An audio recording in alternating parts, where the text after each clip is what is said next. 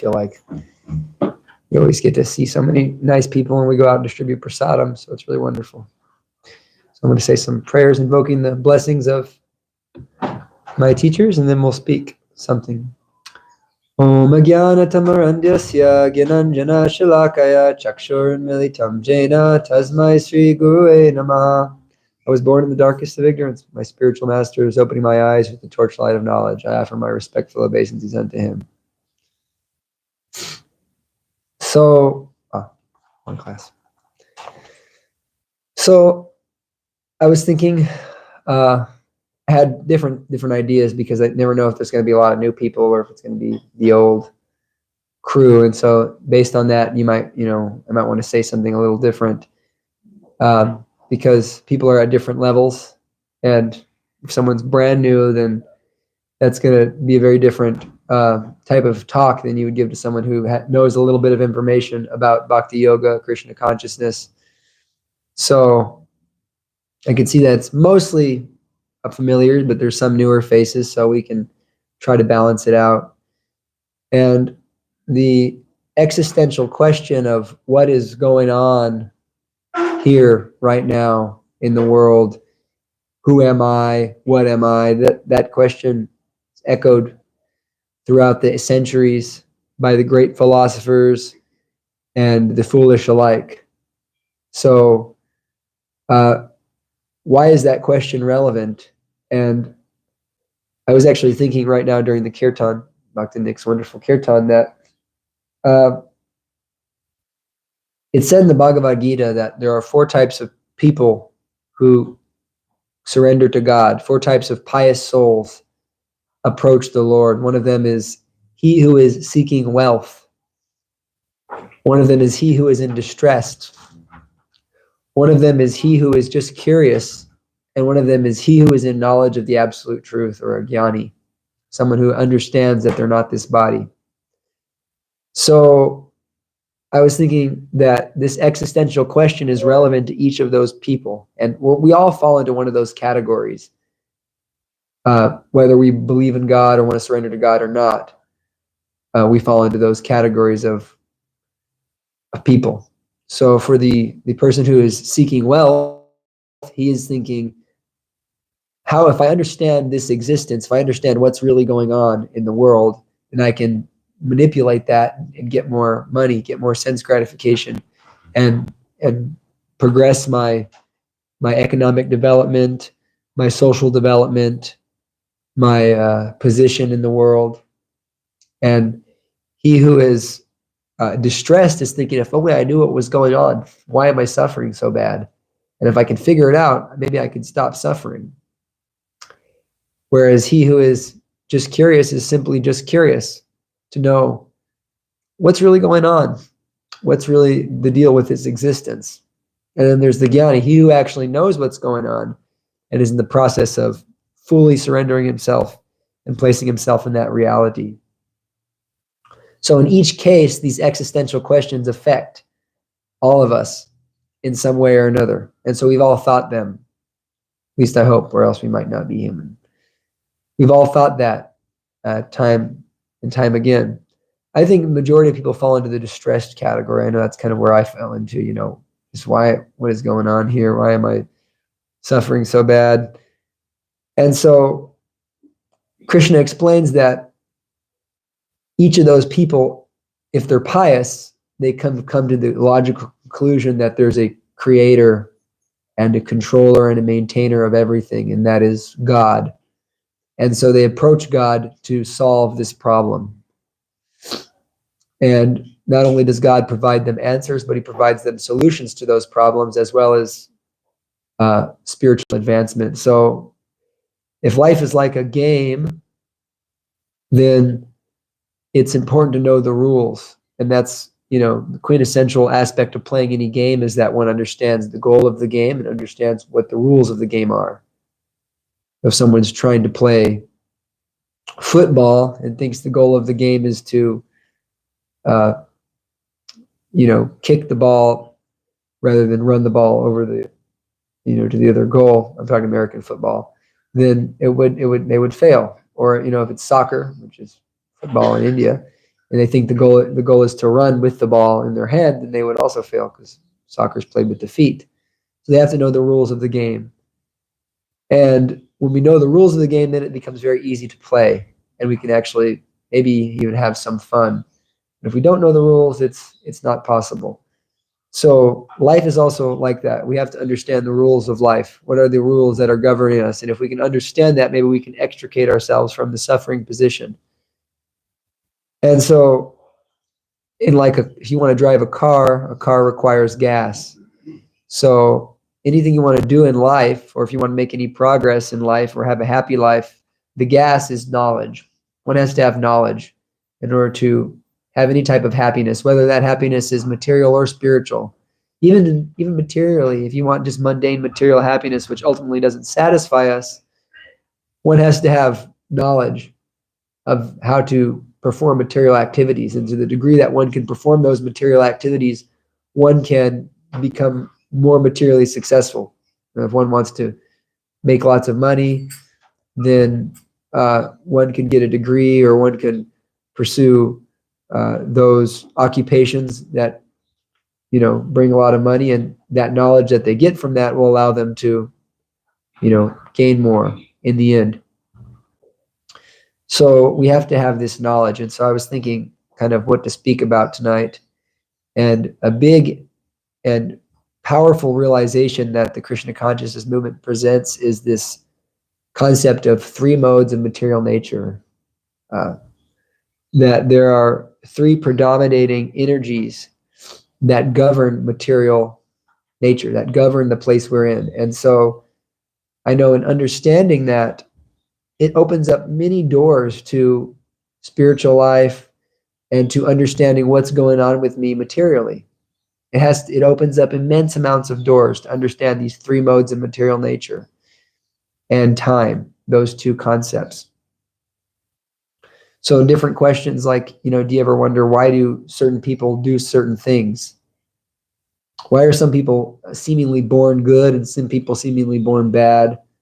Some people are seemingly very kind, and other people are very selfish. And itself seems like it's a proof of the soul, proof that there's some uniqueness, there's some individuality. Why is it that people are different? What is it that's making this person act this way? For someone who's really kind, to see someone really evil doesn't even make sense. How they can do something like that? Maybe we've all had that experience of meeting someone who's just so off to us that we can't understand how they could possibly act in such a way.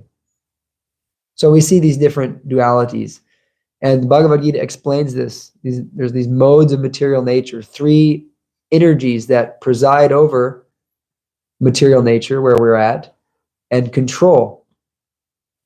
And so in Sanskrit, they're called sattva, rajas, and tamas. And in English, that translates to goodness, passion, and ignorance. So they apply not just to the living beings, but also to even inanimate objects. And they're intrinsically connected with time. And it's described that they're like ropes, and that these ropes bind us in different combinations. We're in this web of these modes of nature. And the struggle is that sometimes we're up in the mode of goodness, and sometimes we're down in the mode of ignorance, experiencing various states of consciousness, whether it be goodness or passion or happiness or ignorance. So goodness is characterized by a sense of happiness and knowledge. People in the mode of goodness are generally very happy because they have a sense of knowledge. They have some spiritual understanding, even a basic spiritual understanding. They understand that they're part of a bigger picture. A lot of times they have the concept that they're not this body, and they understand that the world is somewhat temporary, and they want to do good to others. They're kind-hearted, and they're very, very peaceful. So those in the mode of goodness are conditioned in this way. And actually, it's a type of illusion also. So the mode of goodness is there. Then there's the mode of passion, which is characterized by fruitive activities or intense desire. So most of the world is either in this passion or ignorance, and this is the intense desire. The desire for money, the desire for gratification of the senses, the desire for fame, the desire for adoration. This is all characterized by the mode of passion. And it's what pushes us to act in so many ways. People are impelled to do things in this world by this mode of passion. And then there's the mode of ignorance, which is characterized by madness and illusion. So when people are highly addicted to drugs, they have no motivation. They're mostly just into sleeping and barely surviving, barely existing. So in that way, people exist in these three modes of material nature. And it also applies to animals, to plants, and even to places. You can see that there are some places that are in the mode of goodness. The classic examples, a forest is in the mode of goodness. Clean water, clean air, very, very uplifting. Whereas the mode of passion, like a city, so much desire, so much honking, so much anger and lust. And then the mode of ignorance, like, a bar or a place of intoxication, a lot of fighting, a lot of unnatural states of consciousness. So one can think, when one asks, why me? Why do I have this body? If we accept the paradigm of spiritual life or the paradigm of Vedic knowledge, the first understanding, which most of you have come here multiple times, then you'll understand that the first basic concept is I'm not this body, I'm the soul within the body. I am the being that is within this body, and I'm traveling from body to body based on my karma. That's the most basic understanding in spiritual life. That's the very first thing Krishna teaches in the Bhagavad Gita. After Arjuna surrenders to him, he says, you're not this body. You've always existed. You'll always continue to exist. And so your soul is moving from body to body. So if we accept that, we have to ask, why am I in this body? Why am I in these circumstances? And why am I suffering? These are good questions to ask. Why am I dealing with these circumstances? So this is described by Krishna later on in the Bhagavad Gita in the 13th chapter. And it also opens up a door to understanding so much of how to make progress in this life and in whatever direction we like. Krishna says, Purusha prakriti stohi, bhokte prakriti jangunan, karanam guna sango syata sad yoni janmashu. He says that the living entities in this material world are enjoying these three modes of material nature. They're going on enjoying Purusha prakriti stohi, that they're in this material world and they're going about enjoying the three modes of material nature. Bhokte prakriti jangunan. They're accepting enjoyment. Jan means birth, that's born from these modes. So they're accepting a false type of enjoyment. So that's what Krishna is stating here, that there's this enjoyment in the material world is false because it's coming from these modes of material nature. It's not intrinsic to the soul. So they're enjoying in different ways. They want this, they want that. And those different types of enjoyment manifest in so many different ways. We see that the pig is eating stool, and we see that the human is eating nice, paneer and sabji and sweet rice, but the pig won't like that. And we see that the monkeys are eating bugs sometimes, and we don't like that. So, but for the monkey, that tastes very nice. And for the human, this tastes very nice. So we're accepting enjoyment based on these modes of material nature, based on our consciousness. And even in human life, we see some people eating very abominable things and some people eating what would appear to be very nice and uplifting things. So bhokte prakriti jangunam, karanam guna sango syat. Why? Why is that? Because karanam means because. Sango syat means that because we're associating with those modes of material nature. So this is that key word. What are we associating with? This is such a powerful thing to understand that is actually common sense, but because of the material energy, it's very hard to understand it in its fullness.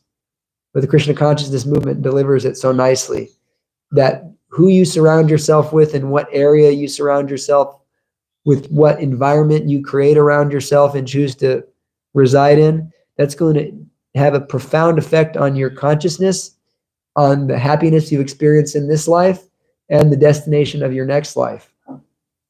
And therefore, Krishna says, Karnam guna sango syat sadasad yoni janmashu. And due to that association, he's taking births in both evil and good wombs.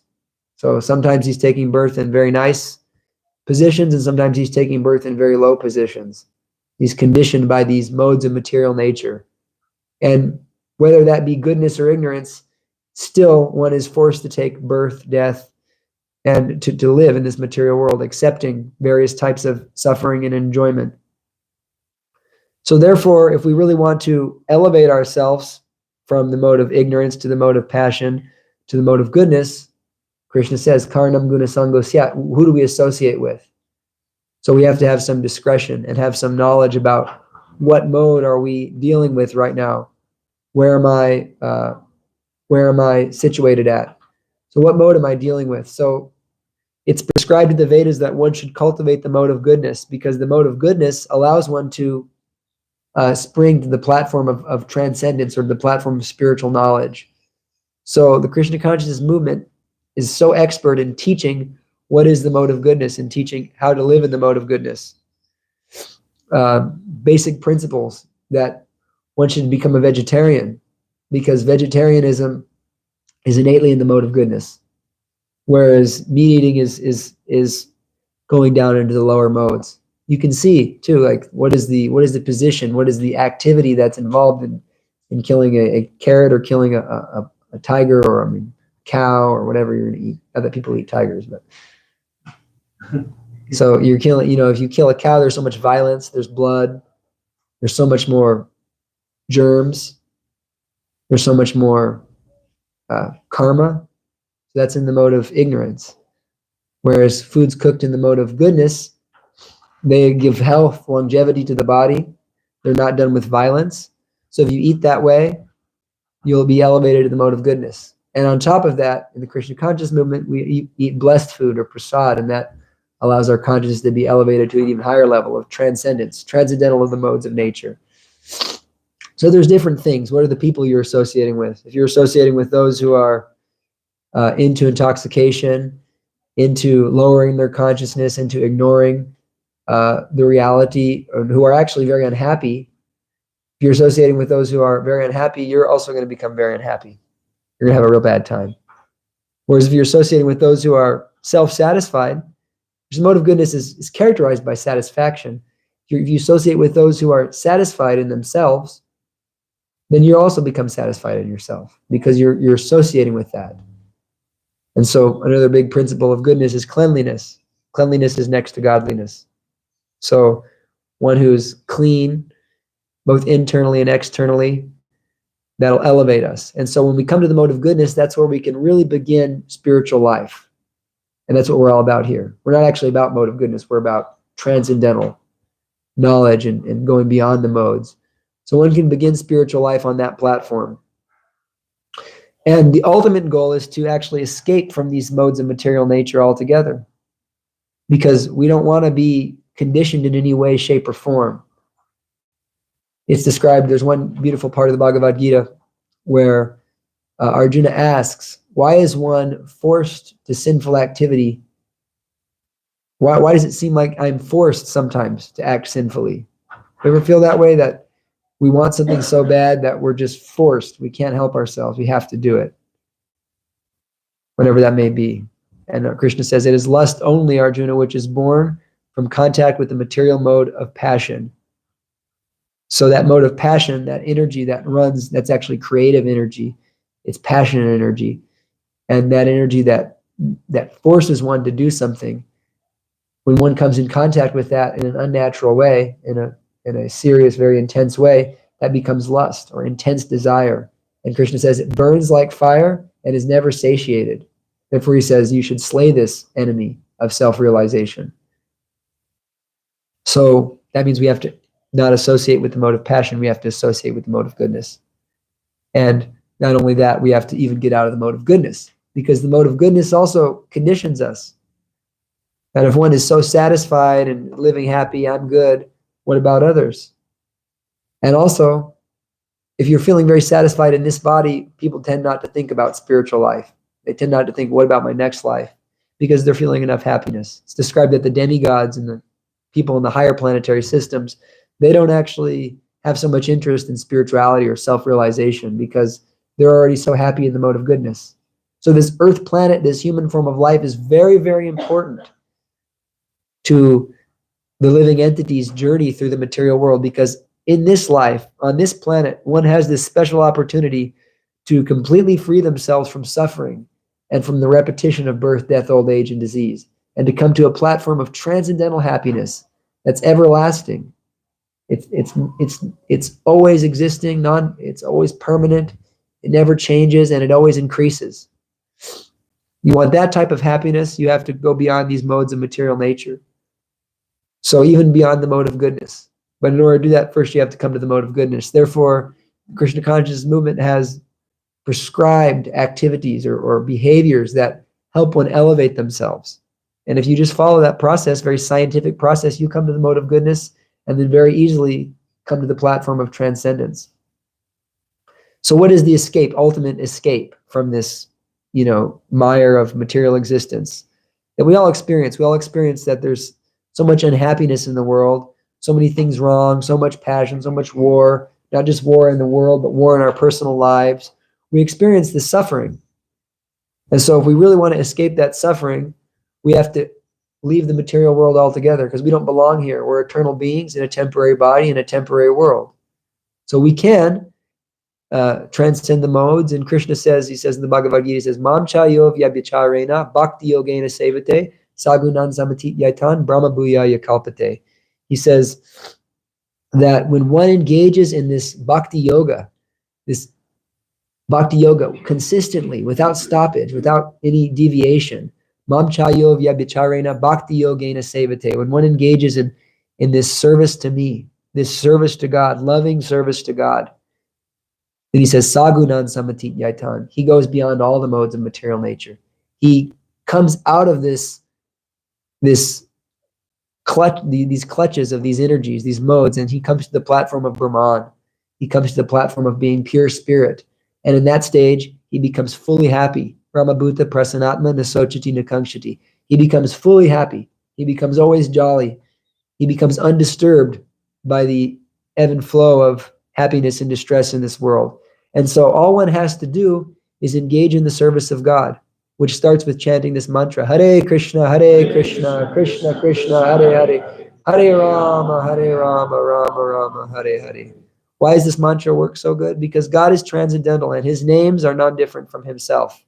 It's not like our names, because our names are a name of a body. We had a different name in our last life. But Krishna, his name has always been Krishna from the beginning of time and till the end of time, because Krishna is beyond time. So when you chant Hare Krishna, you're directly invoking the energy of Krishna. Every single scripture on the planet says that one should chant the name of God to be free. So by chanting this Hare Krishna mantra, you can become so close to God. And when you become so close to God, like I was explaining, Krishna says, Karnam guna sango syat, that you associate with the modes of material nature and you become like those modes. But if you associate with Krishna, you become like Krishna. You don't become Krishna, but you become like him in spiritual quality. Krishna is always blissful. He's Sat Chit Ananda. He's eternal. He's full of knowledge. He's full of bliss. This is the existence of God. God's existence is eternal pleasure. And so we can also take part in that existence. That's our true home. That is our true reality, simply by chanting this mantra. And so I was chanting 2 mornings ago, and I was thinking to myself, no one can understand unless they do this, how close this mantra will bring you to God. How close you feel to God simply by this chanting. So this is the beginning of Bhakti Yoga. And from that chanting springs so many other things. This brings service. It springs activities of friends and devotion. It expands prasadam.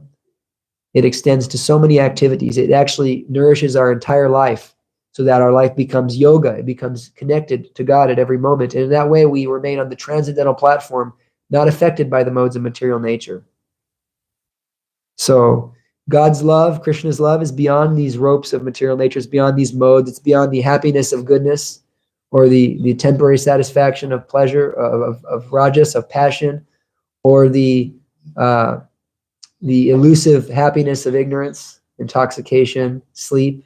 It's beyond all those types of happiness. And it is everlasting and always increasing. So you can access that happiness simply by taking up this process of devotional service, beginning with chanting. And if you associate with those who are in Krishna consciousness, or those who are performing bhakti yoga, or who are beyond the modes of material nature, or in the mode of goodness, then you'll also come to that level. So we encourage you to come and associate, and in that way learn this process, and you will also experience a sense of unending and ever-increasing happiness. So I've been living here for about 4 years, and we do the same thing almost every day, but each day becomes definitely happier. So each day becomes like the best day of your life.